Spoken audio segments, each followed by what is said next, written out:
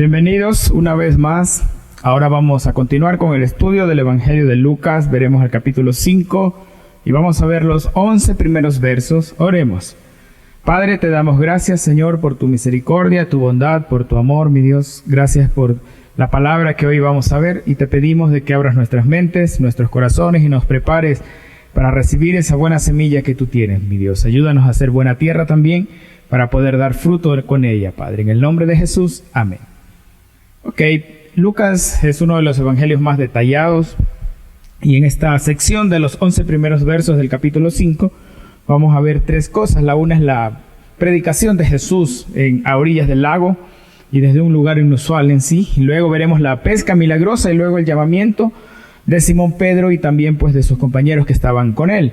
Veamos los versos 1 al 3. Aconteció que estando Jesús junto al lago de Genezaret, el gentío se agolpaba sobre él para oír la palabra de Dios, y vio dos barcas que estaban cerca de la orilla del lago, y los pescadores, habiendo descendido de ellas, lavaban sus redes, y entrando en una de aquellas barcas, la cual era de Simón, le rogó que la apartase de tierra un poco, y sentándose enseñaba desde la barca a la multitud.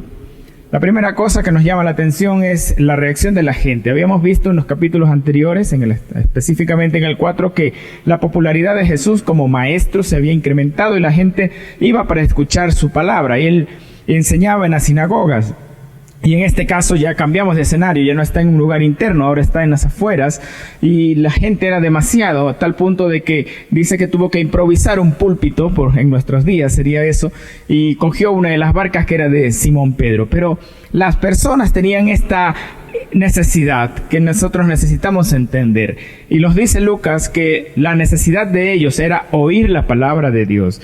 Y esta también debería ser nuestra necesidad. ¿Y por qué es necesario escuchar la palabra? Pues en realidad no solamente es necesario, sino que también es imprescindible. En Juan capítulo 5, verso 39 dice: escudriñad las escrituras, porque a vosotros os parece que en ellas tenéis la vida eterna, y ellas son las que dan testimonio de mí. Juan mismo, a través de su evangelio, está diciéndonos de que toda la Biblia, toda la palabra de Dios habla acerca de una persona, y es la persona de Jesucristo.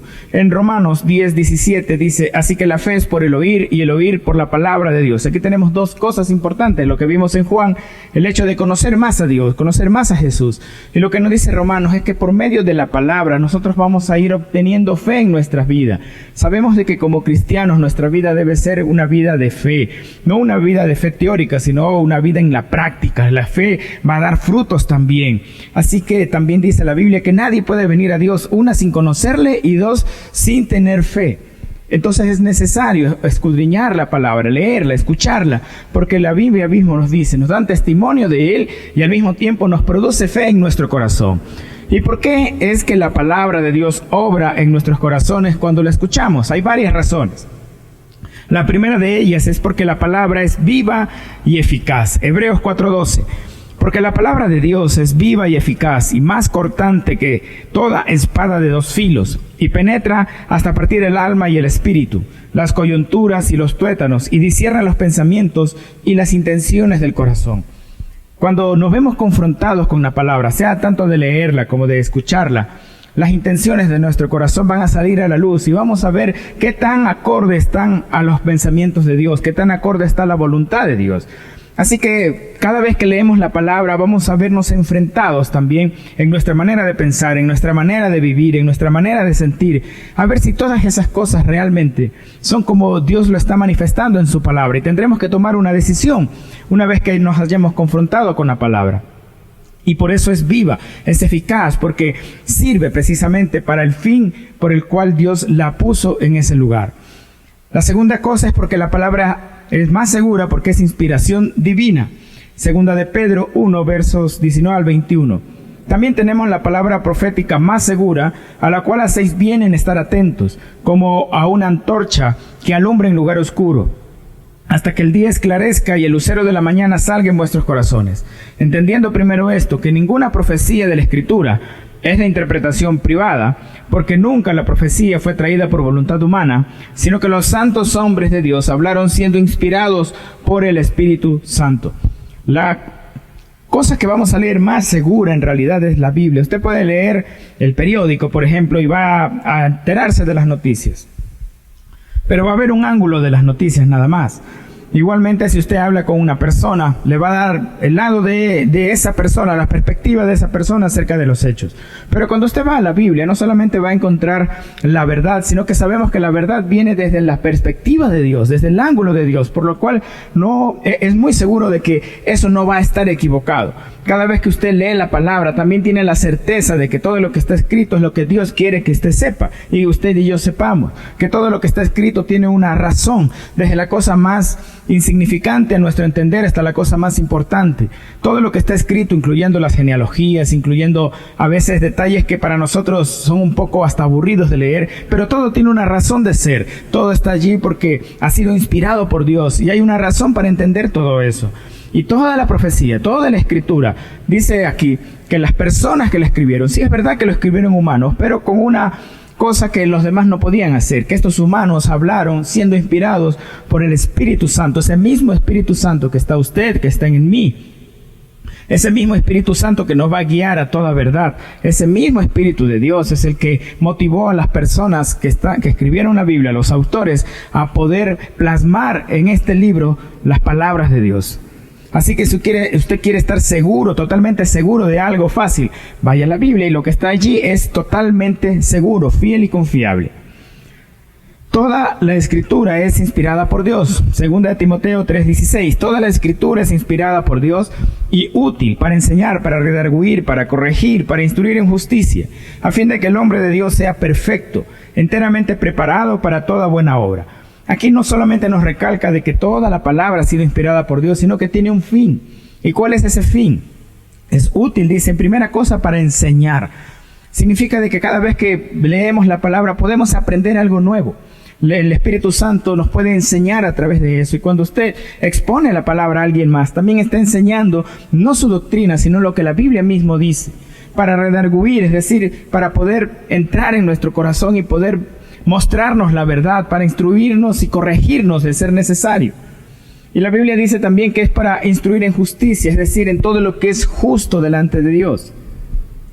Y tiene un propósito. El propósito es que usted y yo, un hombre, una mujer, que el hombre de Dios o mujer de Dios sea perfecto, preparado para toda buena obra. Aquí está la mejor preparación que usted puede tener en el ámbito espiritual. Se llama Biblia. Usted tiene 66 libros de preparación intensiva para leerlos, y cuando usted lee un versículo el día de hoy, lo vuelve a leer en 2 meses, usted va a entender algo nuevo que no entendió 2 meses atrás, porque Dios es así. A través de su palabra le habla de muchas maneras, en diversas circunstancias, dependiendo de la situación por la que estemos pasando. Pero siempre la Biblia será útil para poder enseñar. Pero eso significa que nosotros debemos estar preparados también y listos para ser enseñados, para poder aprender. No podemos ir a la palabra y decir, no, la palabra no sirve, sino vamos con un corazón dispuesto a aprender lo que Dios nos quiere mostrar. La cuarta cosa es porque la palabra de Dios convierte el alma del hombre. Salmos 19:7. La ley de Jehová es perfecta, que convierte el alma. El testimonio de Jehová es fiel, que hace sabio al sencillo.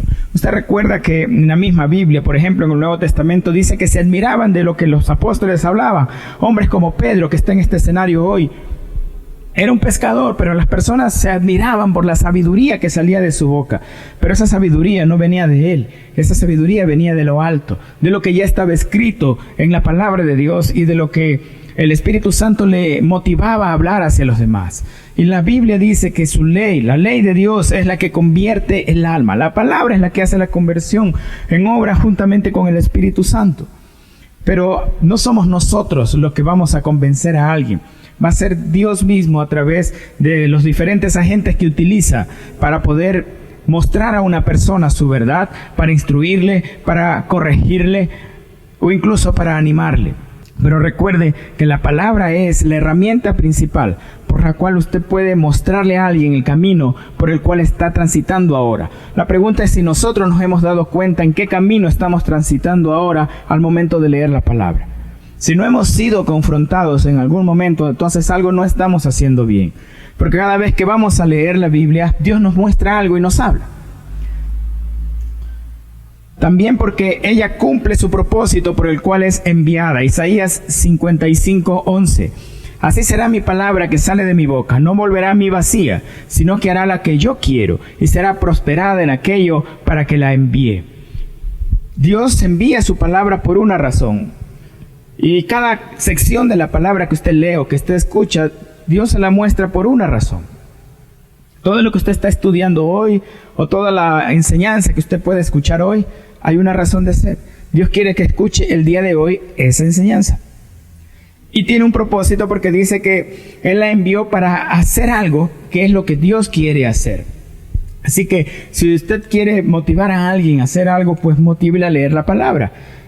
Cuando las personas vienen por consejería, nosotros tratamos de decirle lo que la Biblia dice respecto a su caso. Ese es nuestro trabajo, simplemente mostrar lo que la Biblia dice, no lo que el hombre dice.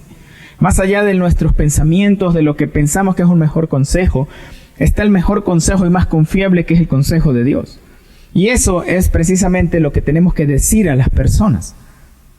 Y la palabra se va a encargar solita de hacer su trabajo, porque ese es trabajo de Dios, no suyo ni mío. Así que cada vez que usted vaya a hablarle a alguien, a discipular a alguien, no se olvide, no es usted, es la palabra de Dios. Y no deje que la atención se desvíe de ahí, porque la acción la hace Dios a través de su Espíritu y de su palabra, no a través de nosotros. Lo digo porque a veces pensamos de que nos desesperamos, decimos, es que no le dije esto, no le voy a decir tal cosa. No, tranquilo, Dios se va a encargar de hacerlo. Y hay situaciones especiales también. Continuemos, la segunda parte ahora es la pesca milagrosa. Pero antes de ver, lo siento, me salté una parte. Y dice de que estas personas, los pescadores que estaban a la orilla del lago, habían descendido de las barcas y habían hecho algo que es una costumbre para todos, y era la costumbre de lavar las redes. Las redes se lavaban después de venir de una faena de pesca. Haya pescado o no haya pescado nada. Pero imagínense los sentimientos de frustración de estos pescadores, sabiendo de que tenían que lavar las redes y no habían pescado nada. Entonces, ¿por qué tenían que lavarlas? Muy sencillo, porque en el momento de lanzar las redes al mar también recogían basura. Toda la basura que estaba ahí, que las personas habían botado. Usted vaya a la playa hoy y va a ver lo mismo, va a ver basura. Y es algo interesante el hecho de poder lavar las redes. Jesús mismo habló de esto en Mateo 13, 47 y 48. Asimismo, el reino de los cielos es semejante a una red que echada en el mar recoge toda clase de peces, y una vez llena, la sacan a la orilla y sentados recogen lo bueno en cestas y lo malo echan fuera. Esto era el trabajo que tenían que hacer estos pescadores. Tenían que lavar las redes. Pero hay una gran diferencia entre lavar las redes después de una faena de pesca efectiva y después de haber pasado toda la noche intentando pescar y no haber pescado nada. ¿Cómo se sentirían ellos? Probablemente tristes, frustrados y tal vez enojados también. Pero el hecho de haber bajado y lavar las redes nos dice de que estaban resignados y que se habían rendido. Significa de que ya lo habían intentado, y verán que eran pescadores, no es que lo habían hecho mal, lo habían hecho bien. Ellos sabían su trabajo, sabían lo que hacían, pero no resultó. Y muchas veces también nosotros lavamos las redes, por decirlo así, las colgamos y nos rendimos o nos sentimos resignados a cosas. Por ejemplo, cuando los padres están tratando de enseñarle la palabra a los hijos y parece que los hijos no entendieran, y a veces los padres se rinden y dicen, no mismo, no se puede con él o con ella. O en el caso de pronto de un matrimonio que está pasando por necesidades o por algún problema y luego dicen, no mismo se puede, no has cambiado nada. Y se rinden y cuelgan la red también. O de pronto hay otras circunstancias cuando una persona intenta vivir en santidad, pero no puede. Un día lo intenta y no resulta, el día siguiente lo intenta y no resulta, y después se rinde y dice, no mismo va a funcionar conmigo. Y no es que lo estás haciendo mal, de pronto lo estás haciendo bien, pero algo está faltando, porque eso es lo que pasó con estos pescadores. Ellos eran expertos en su trabajo, pero no habían tenido resultados. ¿Cuántas veces nosotros también hemos hecho algo de una buena manera, con una buena intención, pero no ha habido el resultado adecuado? Es porque Dios tiene un plan diferente. Vamos a ver qué pasa. Versos 4 y 5. Cuando terminó de hablar, dijo a Simón, boga mar adentro y echa vuestras redes para pescar. Respondiendo Simón le dijo: Maestro, toda la noche hemos estado trabajando y nada hemos pescado, mas en tu palabra echaré la red. No nos dice la Biblia que enseñó Jesús, porque el énfasis, el enfoque está en el trabajo de Jesús, en este caso no a las multitudes, sino a este grupo pequeño de discípulos, de Simón y sus compañeros. Y vemos de que las instrucciones de Jesús parecían no tener sentido, porque ¿cómo es que un carpintero le está diciendo a unos pescadores cómo es que deben pescar? Y no solo eso, sino las dos instrucciones que le dice. Y muchas veces cuando leemos algo o escuchamos algo de Dios, pensamos que no tiene ningún sentido. Pero recuerde que usted no es el único que ha pensado eso. Si usted va a la Biblia, usted va a leer de que Dios le pidió a Abraham sacrificar a su único hijo. Y eso no tenía sentido. Pero Dios tenía un plan. Naamán, el general del ejército sirio, tenía lepra y le dijo: ve y zambúllete 7 veces en el Jordán. ¿Qué hay de extraordinario en zambullirse en un río? Parece no tener sentido. ¿Cómo es que sumergirse en un río va a lavar al hombre de la lepra? Pero Dios tenía un plan. Los 10 leprosos que fueron ante Jesús y fueron sanados, Jesús les dijo: vayan y muéstrense al sacerdote. Y la Biblia dice que mientras iban fueron sanados. Entonces, ¿qué hay de especial en trasladarse de un lugar a otro? ¿Qué sentido hay en que una persona sea curada simplemente en trasladarse de un lugar a otro? Parece no tener sentido, pero Dios tenía un plan.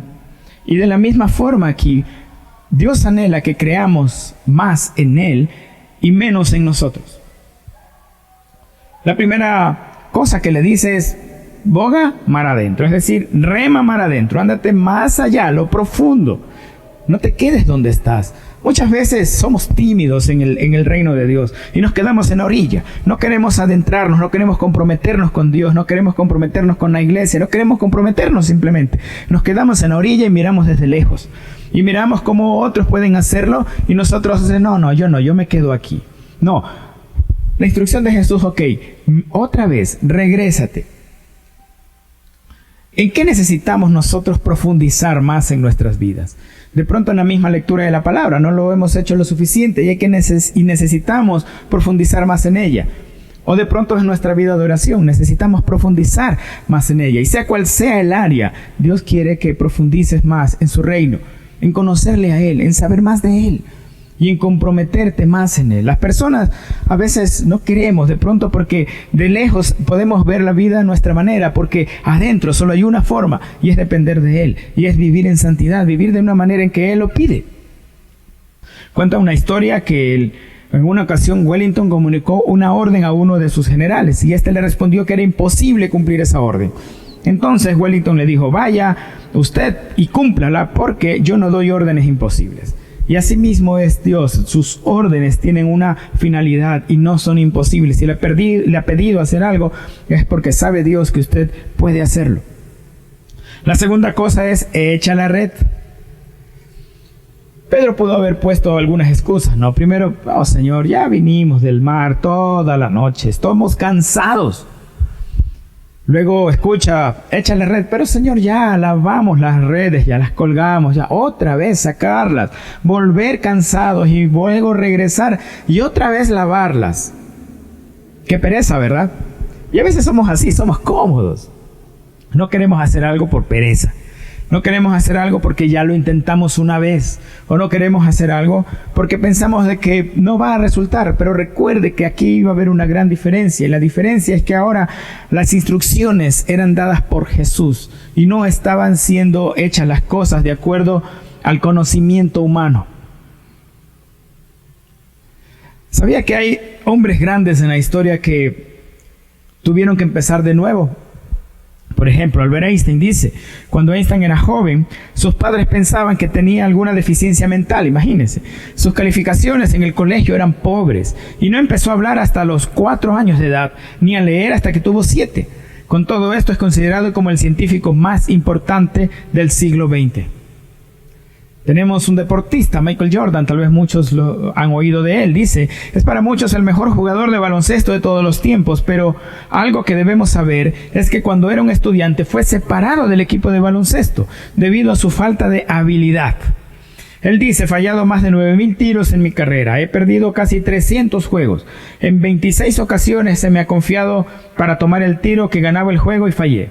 He fallado una y otra vez en mi vida y por eso es que tengo éxito. Él aprendió acerca de las veces en que falló. Y aquí vemos algo también. Pedro está moviéndose de una forma en que nos enseña a nosotros a que ahora la acción no la iba a tomar por sus propias manos o por su propio conocimiento, sino que está diciendo esta palabra que llama más la atención: más en tu palabra echaré la red.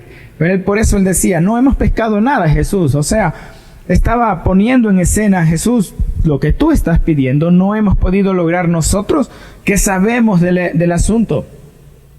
Pero Pedro había visto que Jesús sanó a su suegra. Pedro ya había visto y escuchado las enseñanzas mismo de Jesús y estaba allí en su propia barca escuchando lo que Jesús enseñaba.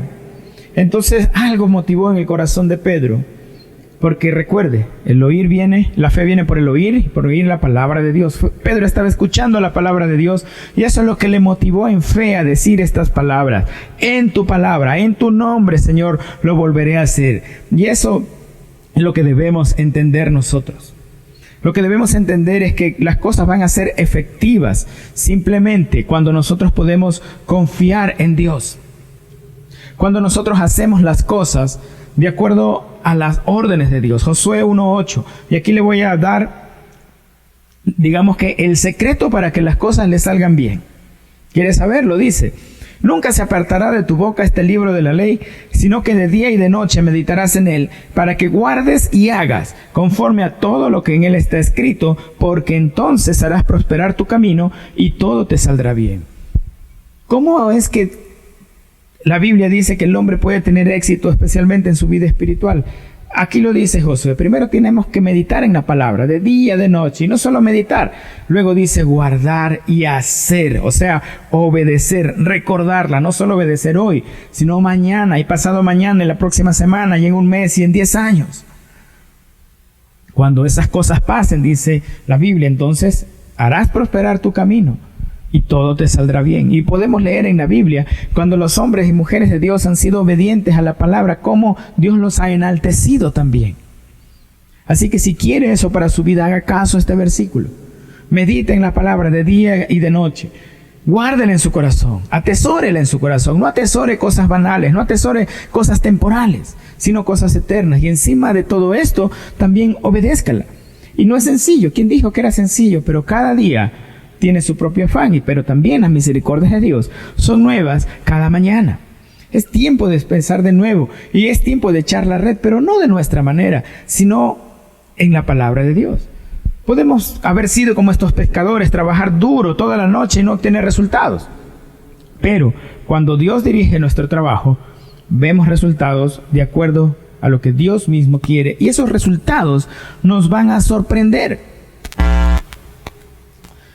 En Mateo 13:23 dice: mas el que fue sembrado en buena tierra, este es el que oye y entiende la palabra y da fruto y produce a 100, a 60 y a 30 por uno. Lo que nosotros leímos en Josué, ahora lo complementamos con Mateo. Porque en el momento que nosotros somos esa buena tierra donde guardamos la palabra, después de haberla meditado y lo obedecemos, ahora la Biblia dice que vamos a dar fruto. Y eso quiero saber en mi vida mismo: ¿qué frutos he dado? ¿Cuántos frutos he necesitado dar? ¿Cuántos debía haber dado y cuántos versus lo que he dado? Y haga el mismo análisis en su vida. ¿Ha dado frutos? ¿Cuáles son? La Biblia dice eso, que por sus frutos los conoceréis. No por nuestras palabras, no por venir a la iglesia, no por simplemente hablar de Dios, sino por los frutos. ¿Y cuáles son esos frutos? Meditemos y veamos si esos frutos que estamos dando son aquellos que la Biblia dice de nosotros. Continuemos.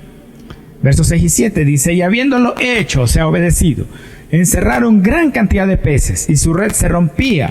Entonces hicieron señas a los compañeros que estaban en la otra barca para que viniesen a ayudarles. Y vinieron y llenaron ambas barcas, de tal manera que se hundían. Imagínense, no solo era la barca de Pedro, eran 2 barcas y era tal cantidad de peces que las barcas parecía que se hundían. Pero hay algo interesante, este verso comienza diciendo: y habiéndolo hecho. Pregunta: ¿qué es lo que Dios te ha dicho que hagas y aún no haces? De pronto está pidiendo dejar algo, un vicio, un pecado, o de pronto alejarse de alguien, o de pronto orar más, Se podrá decir ahora que de nosotros podríamos poner esta frase, y habiéndolo hecho. Porque cuando leemos la palabra y nos vemos confrontados, solo tenemos dos opciones: obedecer o desobedecer. Y por supuesto la bendición está en obedecerla. Y luego de que obedecieron, entonces vino la bendición de Dios. No solamente obedecieron en irse mar adentro, también obedecieron en echar de nuevo la red. Y eso significa que se sobrepusieron a sus sentimientos, se sobrepusieron a su emoción de sentirse fracasados, de sentirse cansados, de sentirse resignados. Ellos olvidaron eso y ahora hicieron las cosas a la manera de Dios. Y ese es el reto para nosotros: dejar de hacer las cosas a nuestra manera y hacerlas a la manera de Dios. Y por eso viene el fruto, viene el resultado diferente. Y en este caso la bendición fue tan grande que llamaron a otras personas. Y eso es muy interesante, porque estos no fueron egoístas, no quisieron quedarse con las cosas para ellos mismos, sino que decidieron trabajar en equipo. La pregunta es si estamos dispuestos a compartir también con otros. Y la iglesia es un cuerpo, dice la Biblia. Estamos los unos y los otros tenemos una misión. En Hebreos 10:24 dice: y considerémonos unos a otros para estimularnos al amor y a las buenas obras. En Romanos 12:4 y 5 dice: porque de tal manera que en un cuerpo tenemos muchos miembros, pero no todos los miembros tienen la misma función. Así nosotros, siendo muchos, somos un cuerpo en Cristo, y todos los miembros los unos de los otros. El hermano que está a su izquierda, a su derecha, atrás, adelante, todos pertenecemos al mismo cuerpo. Y en Hebreo nos dice que debemos estimularnos al amor. En 1 Tesalonicenses 5:11 dice: por lo cual animaos unos a otros y edificaos unos a otros, así como lo hacéis. Si tu hermano de pronto necesita una palabra de ánimo, ve y dale una palabra de ánimo. Eso dice la Biblia: animaos unos a otros. Edificaos, es decir, algo constructivo entre los unos y los otros. Y eso es lo que la iglesia debe hacer con sus miembros: animarnos, edificarnos, orar los unos por los otros. Si usted necesita motivar a alguien a seguir adelante, o si de pronto necesita animarle a que deje de hacer algo que está haciendo mal delante de Dios, pues hágalo con amor. Y esa es la finalidad de la iglesia, también entre sus miembros. Ahora los versos 8 y 9. Viendo esto, Simón Pedro cayó de rodillas ante Jesús, diciendo: apártate de mí, Señor, porque soy hombre pecador. Porque por la pesca que habían hecho, el temor se había apoderado de él y de todos los que estaban con él. Pedro no se maravilló tanto de cuando Jesús le sanó la suegra, y eso que era una gran fiebre. No estaba muy contento que Jesús le sanara a la suegra. No, eso es una broma, no piense eso. Pero algo pasó aquí que motivó a Pedro a rendirse ante Dios, porque eso es caer de rodillas. Simplemente decidió reconocer quién es Dios y quién es Él. Y eso también nos falta a veces entender: en qué posición estamos nosotros y en qué posición está Dios. Pedro sabía que Jesús era el Señor, y Pedro sabía que Él era un pecador. Y Pedro tomó esta actitud humilde de rendirse ante Dios. La pregunta es si nosotros hemos tomado la misma actitud de estar de rodillas delante de Dios, no de una posición altiva. Mira, Dios, es que tú tienes que bendecirme porque yo hice esto. No hay ninguna obligación en Dios en hacerlo. Y no había ninguna obligación de Jesús en darles una pesca de esta naturaleza. Pero en su misericordia Él quiso hacerlo. Y mostró la posición que Él tiene versus la posición que el hombre tiene. Versos 10 y 11 dice: asimismo de Jacobo y Juan, hijos de Zebedeo, que eran compañeros de Simón. Pero Jesús dijo a Simón: no temas, desde ahora serás pescador de hombres. Y cuando trajeron a tierra las barcas, dejándolo todo, lo siguieron. Este milagro no solamente impactó de manera trascendente la vida de Pedro, sino que también a Jacobo y a Juan, hijos de Zebedeo. Y aquí podemos ver de que la reacción de Pedro fue de temor, pero la reacción de Jesús fue de amor. Lo que dijo fue: no temas. Cuando nosotros entendemos nuestra posición, también podemos entender de que Dios nos va a decir esto: tranquilo, no temas. Si hemos fallado, no temas. Hay otra oportunidad que te puedo dar. Jesús transformó la vida de Pedro, de Jacobo, de Juan, que estaban allí. Los sacó de un oficio común. En este caso, de ser pescador. No dije malo, común, porque es algo normal y terrenal, a una tarea eterna de llevar hombres y mujeres a los pies del Señor. Porque no solo se trata de traerlos por medio de la palabra, pero que se rindan ante Jesús como lo hicieron ellos. Estos hombres encontraron en Cristo algo que nadie más les podía dar. La pregunta es si nosotros también lo hemos encontrado en Él. Y luego la parte aún más complicada tal vez, cuando dice dejándolo todo, lo siguieron. Este era el momento más, digamos que el mayor éxito en su carrera como pescador. Tuvieron la mayor pesca. En el mejor momento de su pesca decidieron dejarla y seguir a Jesús. Eso habla de cuáles eran las prioridades en su corazón. ¿Qué es lo que tenemos como prioridad? ¿Ser exitoso en la vida o seguir a Cristo? Estos pescadores pudieron hacer mucho dinero en ese momento. Oh, tenemos tantos peces y estamos en la mejor parte de nuestra carrera. Pero lo dejaron todo. Y ese es el reto. De pronto estamos por un gran boom económico y eso es genial, fantástico, Dios es bueno. Pero la pregunta es si estaríamos dispuestos a dejar nuestra comodidad para seguir a un Jesús, para seguir a Dios, sabiendo de que en el camino Él va a decir, deja de hacer esto, deja de hacer lo otro. Pero también va a decir, no temas, yo estoy contigo, sigue adelante, hazlo de nuevo. Entonces es un reto también para nosotros de poder dejarlo todo y seguir al gran maestro. Y cuando la Biblia habla de dejarlo todo, pues es todo. En Lucas 14:26 dice, si alguno viene a mí y no aborrece a su padre y madre y mujeres, hijos y hermanos y hermanas, y aún también su propia vida, no puede ser mi discípulo. No está hablando de que la familia debe odiarse. Está hablando de que el primer lugar no son las personas, no es el padre, no es la madre, no es la mujer, no son los hijos, no son los hermanos, no es su pareja, es Dios. Y si no está dispuesto a poner a Dios por encima de todos ellos, no podemos ser sus discípulos. Conclusión. Jesús utilizará cualquier momento y cualquier lugar para que su palabra sea expuesta. La palabra tiene el poder de obrar en nuestros corazones y cambiar nuestras vidas, así como lo hemos visto ahora. Confíe en las instrucciones de Dios, no importa si le parecen ilógicas. Si ya lo intentó a su manera, es tiempo ahora de hacerlo a la manera de Dios. Y por último, rinda su vida completa a Jesús. Dios no quiere vidas a medias. Oremos. Señor, gracias por mostrarnos una vez más de que a pesar de que podíamos haber fracasado de una manera humana, en tu palabra, Señor, podemos obtener resultados de acuerdo a tu voluntad. Ayúdanos a ser como estos hombres que acabamos de leer, Señor, que a pesar de haberse rendido, luego lo hicieron una vez más en tu palabra, Señor. Ayúdanos a hacer las cosas en tu nombre y no en el nuestro. En el nombre de Jesús. Amén. Muchas gracias.